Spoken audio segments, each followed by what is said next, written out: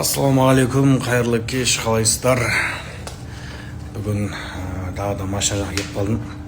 Бұйыртса осы апта шығу керек. Алғасы соған майда шөтелерін көріп, тоже асығып күтіп жүрмін. Қашан шығады.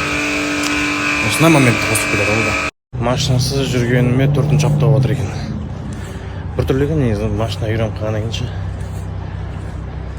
Проект болғаннан кейін солай созылып жатқан жайы бар енді.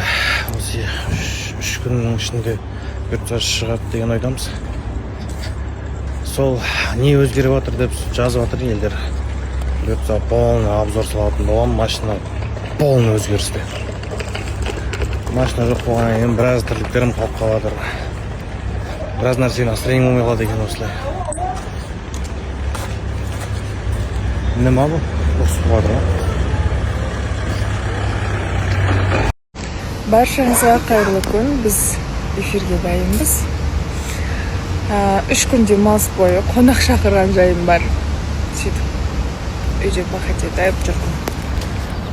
Қасымда Алишер бар. Қазір эфирге кіреміз, Құдай қаласа. Қалайсыңдар?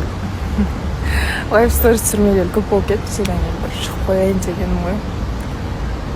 Күндеріңіз сәтті өтсін. Ассалаумағалейкум достар, қалайсыздар? Қайырлы күн барлықтарыңызға, күндеріңіз сәтті өтсін.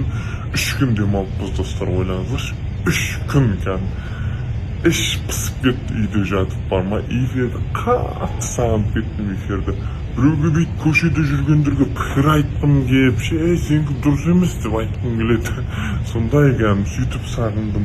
В общем, эфирге келдік. 14:30-да Евраз арнасын қосыңыздар. Кімнің таныстығы қалай болады екен, кім не білдірді, бәрін 14:30-да Евраз арнасынан көре аласыздар.